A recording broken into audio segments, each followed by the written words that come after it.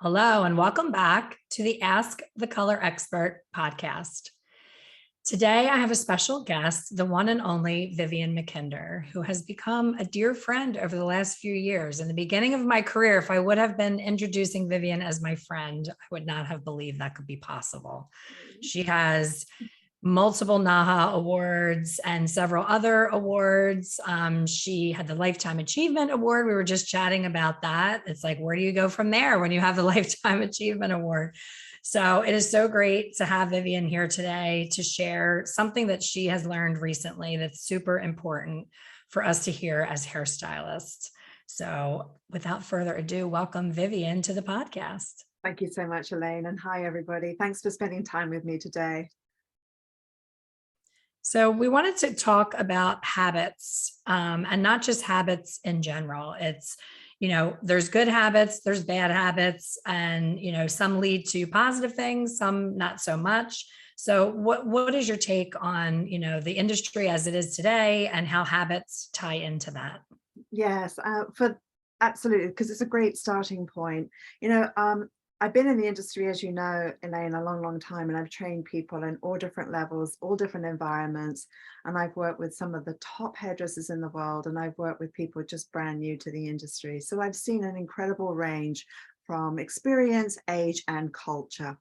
And I'm currently running a program. It's called the Hair Designer Program. And each week I get to see hairdressers show up on a Zoom screen, and I do nothing more than a simple Simon Says. I do a little demo, they recreate it. I do a bit more, they recreate it, and then I coach them along the way. So as I'm watching the journey unravel, I'm looking at habits, and I'm looking at a habit where the person's buried into the hair. I'm looking at a habit where they never raise their client up and down to look at it from the correct perspective. I'm looking at the habit of combing and combing and combing and combing inefficiently before cutting. It's like, gosh, you just combed it 6 times. How about getting it right the first time? I'm looking at them not checking, and then saying, oh, Viv, why does it always end up longer on one side than the other? So I start to look at all the habits. Then I look at all the habits of I can guarantee that certain people will be there and show up on time, and I can guarantee that they will come in 5 minutes late because that's their habit. I can guarantee there'll be those that will have an incredible excuse as to why they didn't show up, and I have those that will be apologizing that even though they have COVID, they are showing up, right? So these are habits and behaviors, and the science behind it, many of you already know that only 5% of our conscious thought is conscious, and we only can have one conscious thought at a time. So 95% of what we do is habitual. And so when we sort of step back from self and say, okay, what habit serves me and which one does not, we have to be able to go, okay, where are my blind spots? Which is why it's so wonderful to have you, Elaine, with your group of people, with what you do for not only the technical knowledge you give, but also the mindset information and how to set yourself up to win. So the mentoring and the coaching and having another person have eyes on you is absolutely wonderful. And so I've been challenging hairdressers to make a baby change, because what I discovered is if you ask someone to do a baby change, it's not frightening, it's not intimidating, and there's a curiosity there, and there can be a thrill of one baby change where you see a positive result.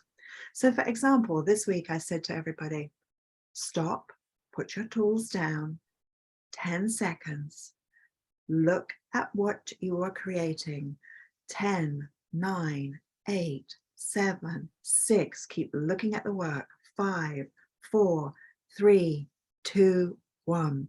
That 10 seconds seemed quite some time. What we discovered is that by taking moments of tools down and look, is it balanced? Is it the same on both sides? Looking at the mirror, doing all of these little reality checks saves you often 15 minutes in the service, because you're building on what works versus building on something that you're going to have to fix at the end.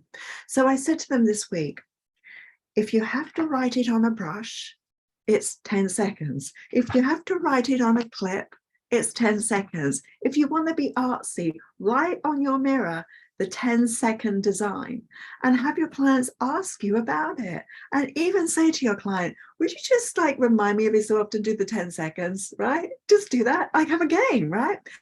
And stop and see what you do. And so they're already coming back to me with this feedback of, oh my gosh, Vivienne, I'm seeing things I didn't see before. I was so close and rushing so much, blah, blah, blah, blah, blah. So what I also know is I can tell you those who show up that will be incredibly successful. And I want to do a shout out to Misty Walker, a beautiful young lady who has shown up in the biggest way. And I know she's a member of your program. And she has shown up and she has gone beyond everybody else in terms of her participation and so on and so forth. I can guarantee she's always going to be the first one there. I can guarantee that she's going to always post her work for me to see and give her a review. I can guarantee that she's going to experiment. She's going to push herself, and doors are opening to her. And the possibilities that lie in front of her are extraordinary because she showed up ready to break habits that didn't serve and ready to embrace them, the new ones, and be okay with being uncomfortable. So when we take an inventory, and for example, this week we could all say, right, let's do the 10-second rule, Viv.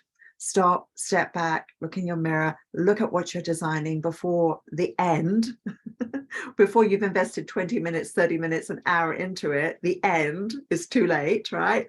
Enjoy the journey. And so what I'm noticing is that the importance of evaluating your habit, the importance of knowing that in creating new habits, take a baby step. Don't take a giant leap because it probably won't work. I love that. And I love that you gave a shout out to Misty because she is so incredible. She was involved in some sort of contest. And when she didn't win, I said, I guarantee you, you worked it the hardest out of anyone who entered that contest. Like, I couldn't believe that she didn't win because every single day she just kept showing up, showing her work, asking people to vote. And her passion is so contagious. Like, she's the same way in my group, shows up for every coaching call, does the work. Anytime I give an assignment, she's the first one to turn it in. And she's an example of what we both talk about in being results driven in either one of our programs. You know, I'm sure you found that some people pull out their credit card and they think that's the end of it. Oh, I signed up for Viv's program, I'm going to be a 6-figure stylist. Or, oh, I'm in Elaine's hair color program and I'm going to be the best colorist because I put it on my credit card. Like, there's work to be done and it's there for the taking when people dig in. You know, there's some people, I'm sure in your platform as well, you go in 6 months into their time with you and it's like they've never even opened it. And then there's other people that are 99% finished halfway through. So there's always going to be, you know, a difference in habits, but you have been in the industry a really long time and I'm catching up. I'm at like 35 years and I teach my kids that. I'm like, you know, it's the 80-20 rule. You're really only competing with 20% of the people that do what you do because 80% are on autopilot and they're not even trying.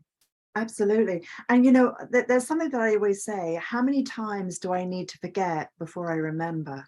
And when you show up and you have somebody coaching you, that's part of their job. That's part of your job and my job to keep reminding that person to take that 10 seconds, reminding them because we're forming a new habit. And what I also do realize now is that when you have a system to help people go from A to B, it's different to a goal. Because the goal is the end result, but the system of getting there is the most important thing. And what's difficult today more than ever before is that social media is such an incredible stimulus. And the way that we can browse through Netflix and see all the little clips of a video before we even engage to watch them, we get stimulus. So our endorphin system is constantly giving these rushes.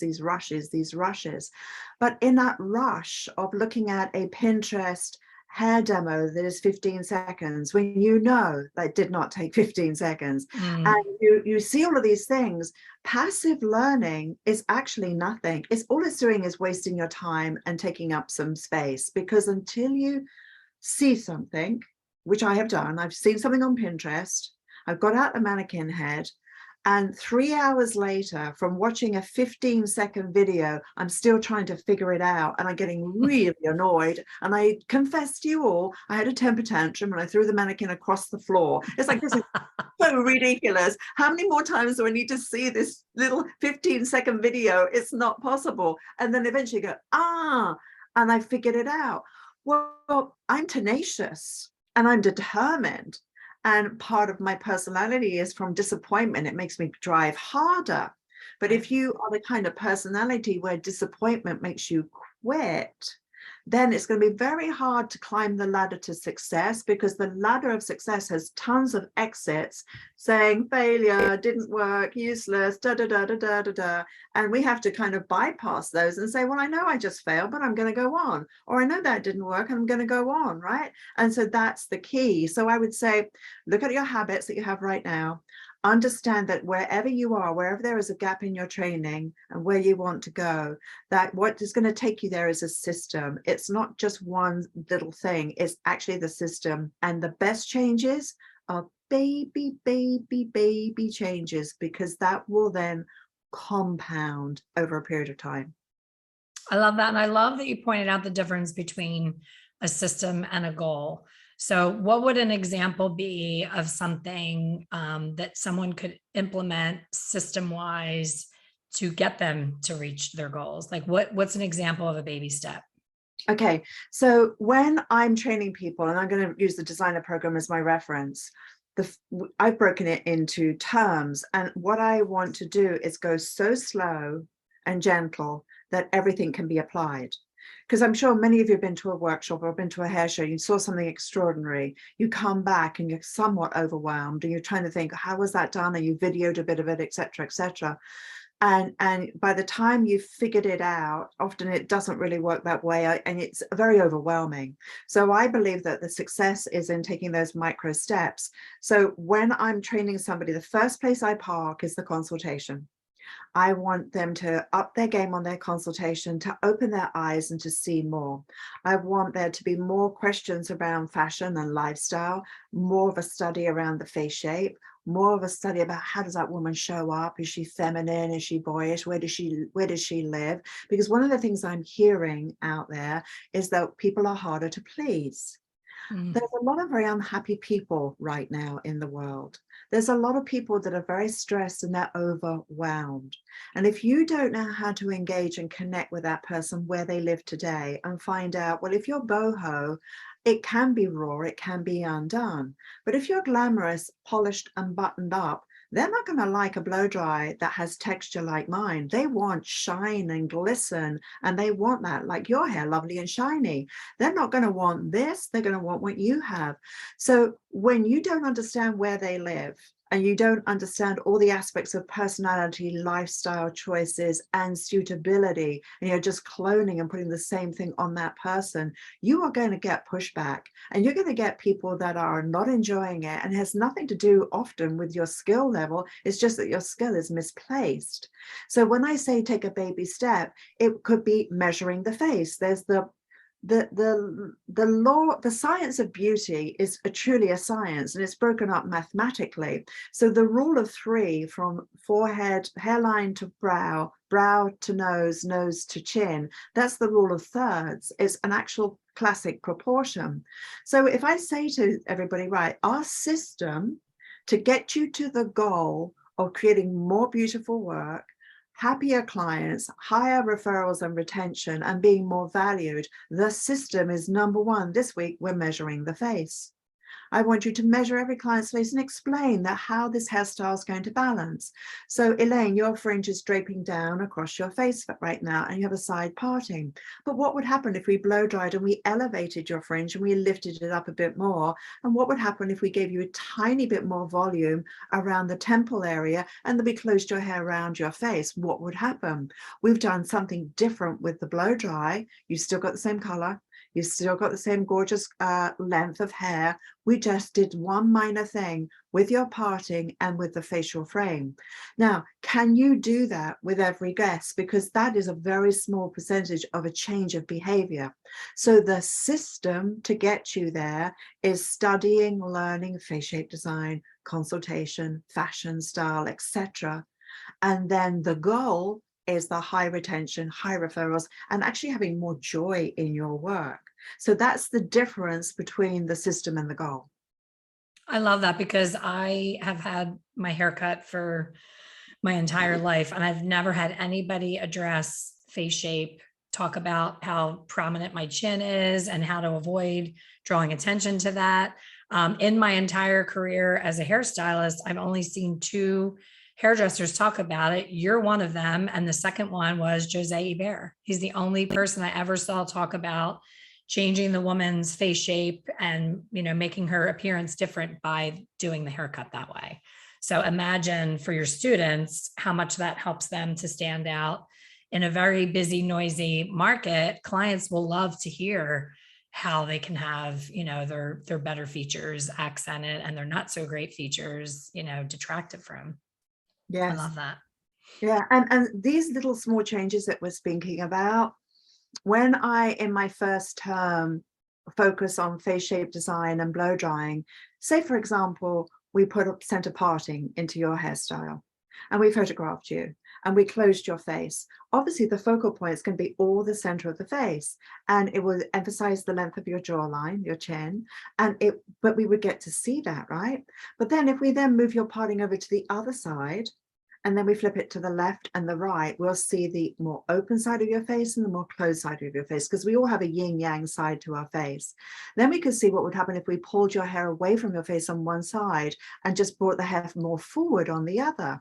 And then we could start looking at the color. How do we close down with our color? How do we elevate and open with our color, right? So those subtle things, photo journaled, train your eye, so that then when the next client is sitting there, you can go, oh yeah, right, no, she shouldn't be wearing a center parting, and this is why. I'm going to back it up with my experience. For all the gentlemen who are listening, I wish I could have been a male hairdresser, because if I had a male sexy hairdresser, I wouldn't have had to work as hard as I have. Now, I'm going to preface this by saying the most amazing hairdressers who've trained me have been men who I love and adore, and they're geniuses. But what I do know as a woman, I've had to work twice as hard in convincing a woman that my idea was right. Because when a handsome man says, oh, Elaine, this will look gorgeous on you. Oh, really? Oh, Viv, yeah, you should definitely wear it this way. Yeah, it'll be great. Fabulous, baby. Oh, really?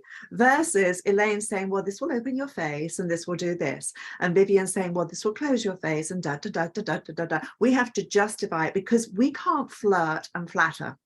Right. So we have to have knowledge there, right?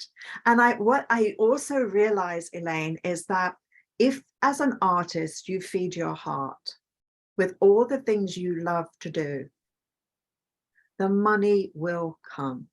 If you chase the money and you push away your creativity, your passion for transformation, your passion for what you have in this craft, the creativity will start to wither away because you're chasing the money. And I understand the importance of all of that. I clearly do. But when you feed the heart, you really do, and you get into that nurturing place of feeding yourself, you get to that place where you've got so much to give, because you can't give what you don't have, right?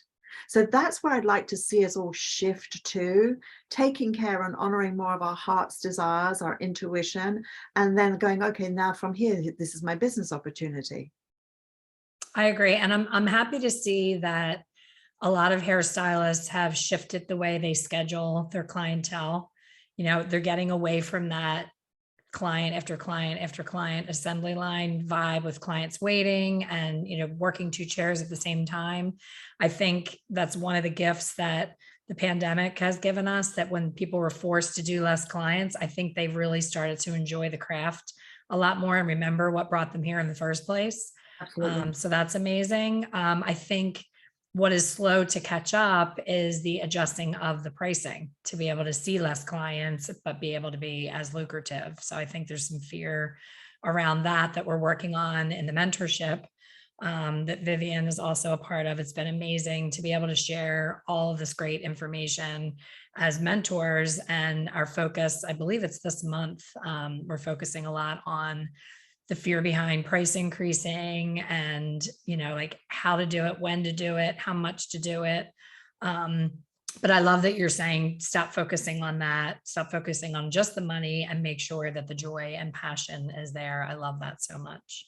Well, the power of when you have limited beliefs and you say it's not going to work, the law of the universe will bring everything to you to confirm that belief system. It's the law of attraction. And if you keep saying, I want to be out of debt, I want to be out of debt, all you're doing is you're speaking to debt. And what you focus on expands. Instead of every move I make today is going to be a move to create more abundance. Everything I do attracts more wonderful people. So our mind talk is such an important part of what we do. And, when we can get into that place, that's where we start to see the shift.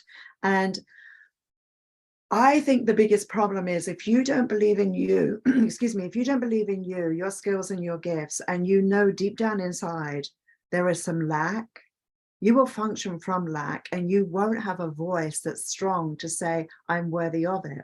And there was a wonderful example of a guy, and I may get this wrong in how I'm saying it, but there was a service person that was brought into this factory to fix some part of this refrigeration that wasn't working. And he's looking at it and he comes in and he just bangs it with a hammer in the right place and it's done. And he sends them a bill. And the manager says, you just came in and just hit it with a hammer.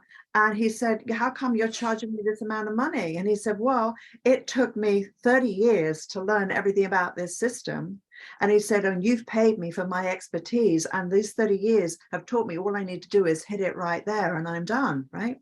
So you're paying for the expertise.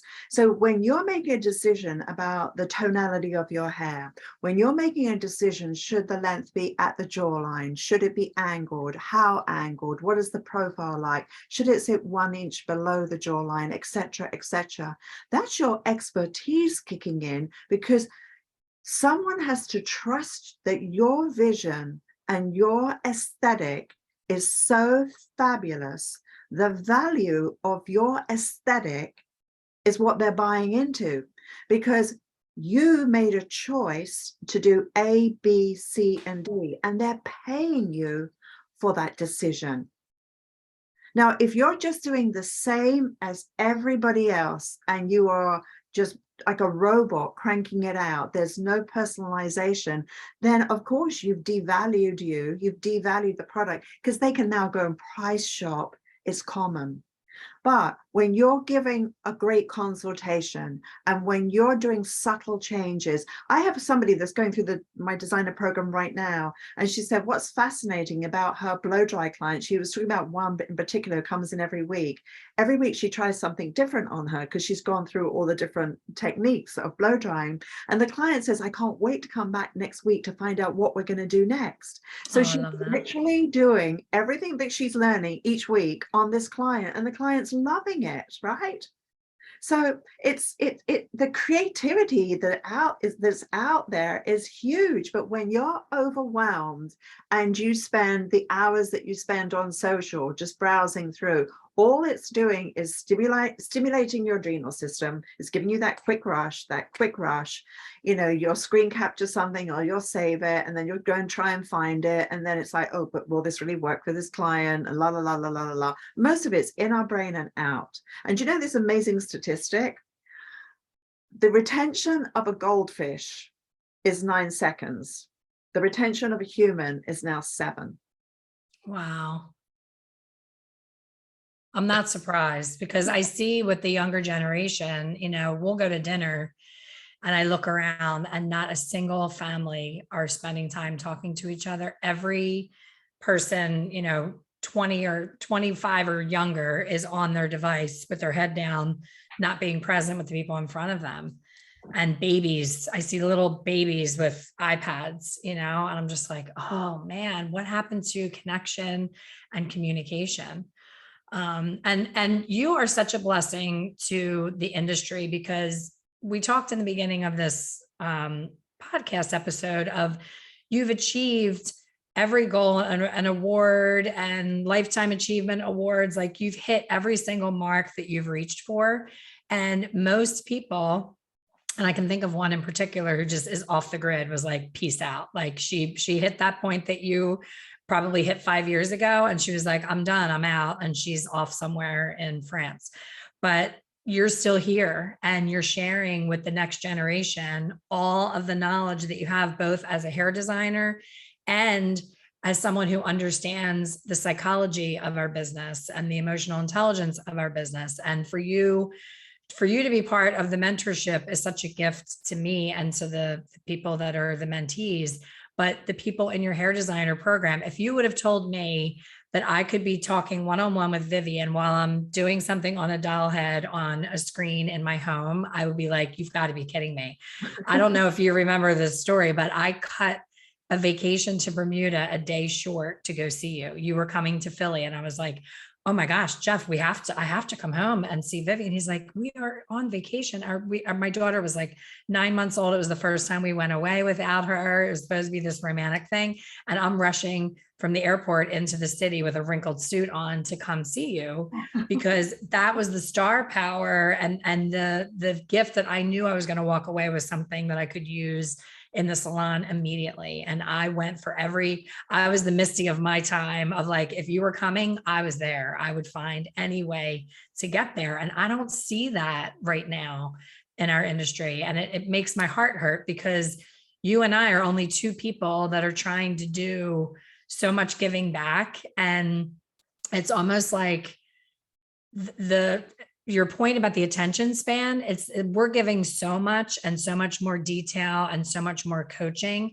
And the 7-second blurb is getting the attention and leaving people frustrated. So I know you share in that frustration with me. It's like, how can we get people to understand that there's so much more than that 7-second flash and that little quick tip, that it's a whole system and a whole foundation that once you take the time to do Viv's program and you're in her hair designer program, it's like, there's not a single guest that can sit in your chair that you're not prepared for what you need to be prepared for. Then you can watch all the 7-second videos you want and like get it to the next level. But until that foundation is there, it's just mindless scrolling, and it's just going to make you have comparing yourself to others and seeing what you don't know, but it's not really helping you to get to know is what my opinion is on all of that. And then you see, when you have a habit that causes you pain and discomfort, of the habit of scrolling through and not being able to recreate those looks, you're going to get discouraged.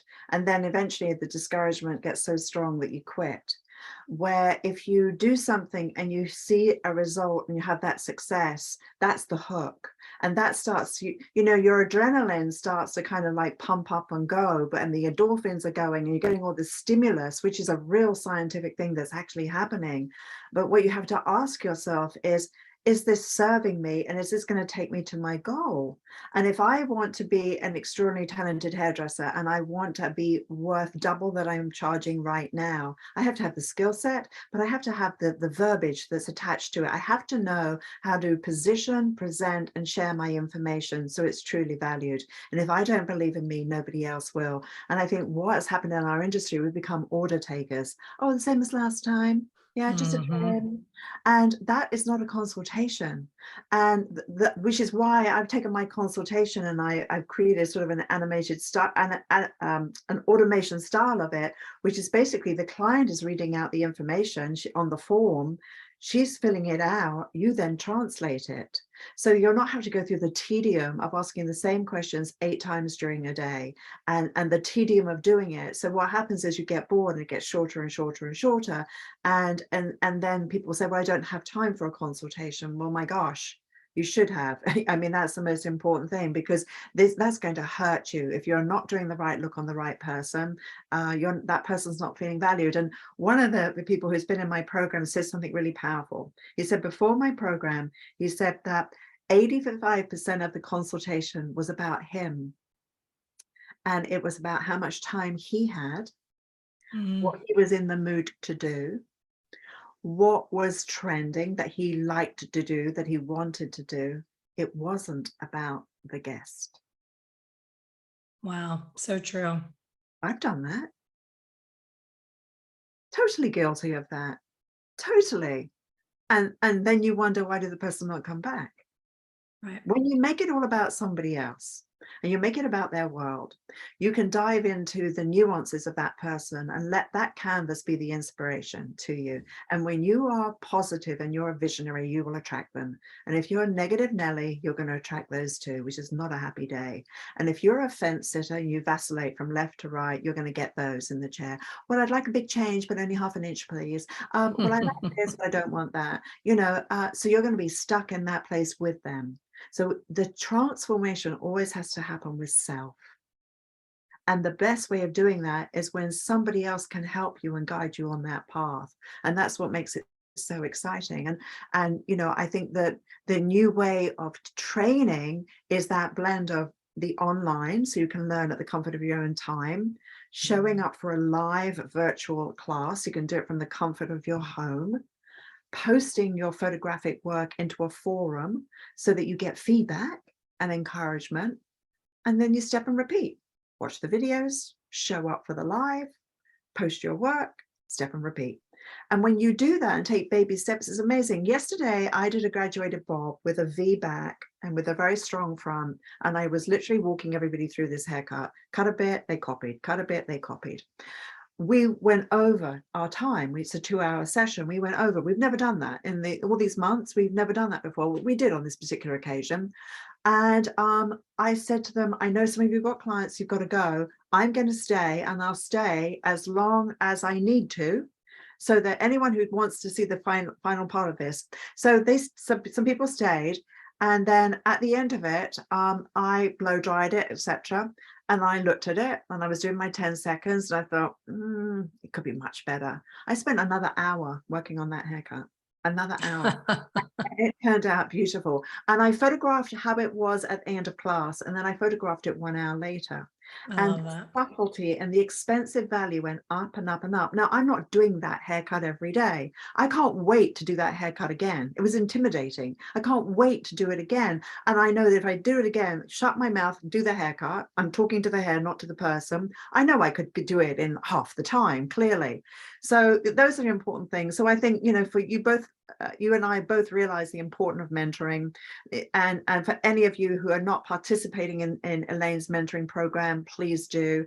For any of you who know somebody that would really be inspired and really enjoy getting that support and that connection from Elaine and the wonderful people that she's brought together, it can only add to who you are. And that's what it's really about, because Elaine has the heart of giving, a heart of a servant. She wants people to be empowered. So please support Elaine in sharing everything she's doing with our industry, because we are only as strong as our weakest link. I love that. And thank you for your support in that. And I also want you to share your amazing gift that you're giving to the listeners with a peek inside Hair Designer TV. Yeah, so we're doing an open house, and Elaine's going to post the link below. An open house is basically, you can sign up, so either on a Tuesday or Monday or a Tuesday, and you'll meet with me and I will give you a little guided tour of the house. And then you will come in as my guest into a live workshop. This is all virtual, by the way. You don't have to pack your suitcase, and you can wear your pajamas to this one, right? You'll be able to see a live workshop happening, and you'll be able to see stylists working and so on and so forth. And one of the things I would have to say to you is that evidence is the loudest voice. When you see what you will see, you'll just go, wow, pretty amazing. I love that. I love that idea of a tour. I love you. Thank you for sharing with everyone your words of wisdom. I loved everything that we talked about, and the whole habit and the system versus goal, all the little nuggets. I'm sure people will want to listen to this over and over again. So I will gladly provide the link to Vivienne's tour. You can look at it in the show notes if you're driving or you're on the treadmill or you're somewhere you can't write down a link. We'll make sure that we give that to you. But Viv, for the people that are able to write down, do you want to share that link with them? Do you have it, or you want me to find it? Yes, actually, if you just go to viviennemackinder.com, it's my name. That's my website, viviennemackinder.com, and it's VIVIE N-N-E. It's Vivienne, not Vivienne. Vivienne at Mackinder.com. No, sorry, VivienneMackinder.com. And when you go to the website, you'll see a section that says events, and it's there. That's easy enough. Well, thank you so much for your time. Thank you for being here. And you. thank you everyone for listening. We will see you. Well, you will hear us on the next one. Thank you so much. Bye, everybody.